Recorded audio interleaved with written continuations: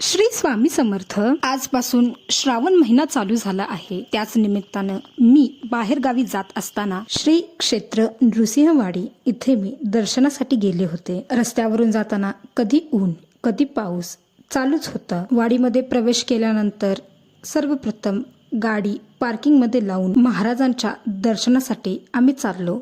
हे इतकं मोठं प्रशस्त असं पार्किंग आहे. पार्किंग मधून बाहेर पडल्यानंतर हा रोड आहे. या रोडवरून जात असताना असंख्य लोक स्वामींच्या मंदिराच्या दिशेने जाताना दिसत होते. तसं मंदिराकडे जाण्यासाठी असंख्य रोड आहेत, पण हा रोड मेन रोड आहे. मंदिरामध्ये जाण्याआधी आम्ही सोमन या खानावळीमध्ये हॉटेल म्हणा किंवा खानावळ म्हणा, तिथलं जेवण खूपच उत्कृष्ट असतं, पण तिथे वेळेचं खूपच बंधन आहे.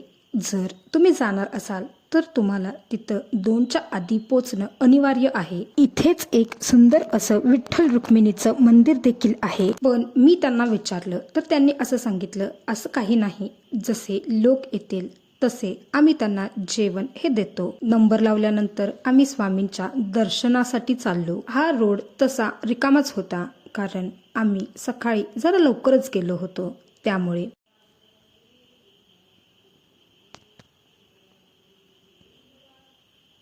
सोमन या ठिकाणी गेल्यामुळे आम्ही जरा दुसरा रोड घेतला होता. इथून पोचतो आपण मेन बाजारपेठेत, म्हणजेच मेन रोडवरती.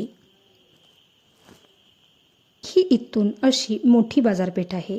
या दोन्ही बाजूला मिठायांचे खूप सारे दुकानं आहेत. सर्वच ठिकाणी अगदी उत्कृष्ट पेढे मिळतात. थोडे थोडे लोक येताना जाताना दिसतच आहेत. मंदिरामध्ये जाताना डाव्या बाजूलाच मोळ्यांचं स्वीट मार्ट आहे. त्या ठिकाणी आम्ही नेहमी पेढे किंवा करदंड असो किंवा वेगवेगळ्या प्रकारच्या मिठाया असो इथूनच घेतो. इथून निघाल्यानंतर सरळ महाराजांच्या दर्शनासाठी आम्ही निघालो. मंदिराच्या परिसरामध्ये आल्यानंतर एक वेगळीच ऊर्जा जाणवत होती. आज श्रावण सोमवार चालू झाला आणि याच दिवशी महाराजांचं दर्शन झालं. मंदिराच्या आतमध्ये प्रवेश करतानाच उजव्या बाजूला वेगवेगळ्या प्रकारच्या देवांची मंदिरं देखील आहेत. प्रत्येक मंदिरामध्ये जाऊन प्रत्येक देवाचं दर्शन घेतलं. ज्या ज्या वेळेस आम्ही या ठिकाणी येतो त्या वेळेस या सर्व मंदिरांचं दर्शन घेऊनच मग आम्ही जातो. हा संपूर्ण एरिया तुम्ही बघू शकता. पाऊस चालू झाल्यानंतर नदी माईचं पाणी हे महाराजांच्या चरणांना स्पर्श करतेच आणि मगच पुढे जाते. हा संपूर्ण एरिया जो आहे तो पाण्याने भरलेला असतो, पण आता थोडा पाऊस कमी झाल्यामुळे पाणी थोडं खाली गेलं आहे. महाराजांच्या दर्शनाला जाण्यापूर्वी नदीमाईचा आशीर्वाद घेऊनच पुढे जावं. थोडा वेळ नदीच्या इथे थांबल्यानंतर आम्ही वरती आलो. मंदिराचं बांधकाम चालूच आहे, अजून पूर्ण झालेलं नाही. मंदिर परिसर अतिशय स्वच्छ होता. पावसाचं पाणी अगदी वरतीपर्यंत गेल्यामुळे संपूर्ण घाट हे स्वच्छ करण्यात आले होते. दर्शनाला तशी लाईन थोडीच होती. मंदिर परिसर हा अत्यंत शांत होता, कारण सकाळची वेळ असल्यामुळे गर्दीही फार नव्हती. दर्शन देखील खूप चांगल्या प्रकारे झालं. सर्वप्रथम गणपती बाप्पांना नमस्कार केल्यानंतर आम्ही पुढे चाललो. मंदिर परिसरामध्ये फोन वापरण्यास सक्त मनाई आहे, त्यामुळे मी माझा व्हिडिओ तिथे शूट नाही करू शकले. दर्शन घेतल्यानंतर थोडा वेळ तिथे बसून आम्ही पुन्हा चाललो. दर्शन घेतल्यानंतर आता जेवणाची वेळ झाली होती. जाता जातानाच ही जी समोर व्हाईट कलरची बिल्डिंग दिसत आहे तेच आपला पार्किंग एरिया आहे. पटकन आपल्याला समजत नाही की आपण कुठून कुठे जायचं आहे. पार्किंग मध्ये फिरून जाण्याची अजिबात गरज नाही, कारण पार्किंग मध्ये जायला इथून एक छोटासा मार्ग आहे. दर्शन घेऊन येताना उजव्या बाजूला जी मोठी व्हाईट कलरची बिल्डिंग दिसते तिथूनच वरती गेल्यानंतर आपण पार्किंग एरियामध्ये पोहोचतो.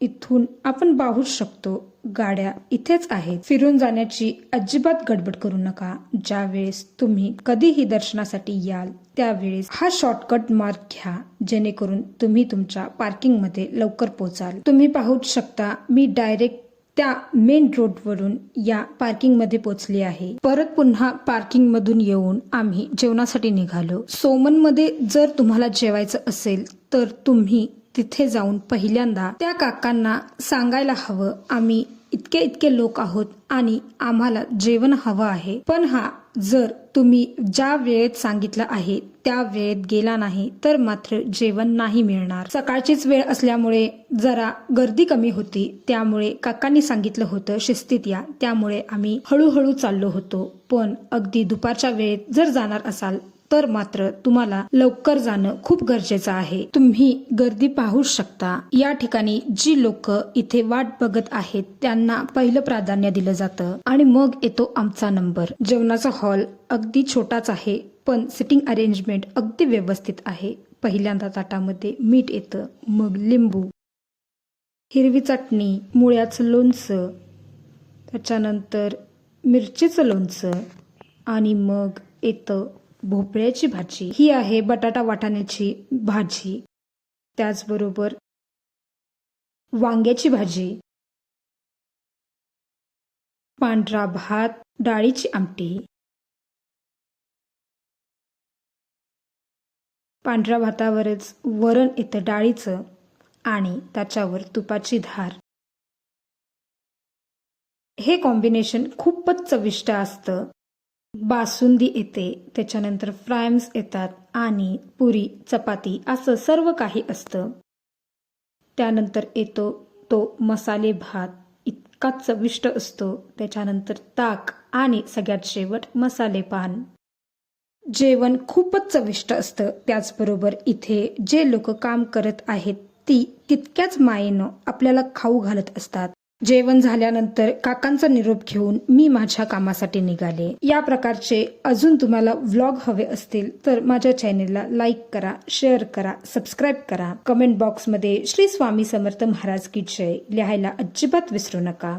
धन्यवाद.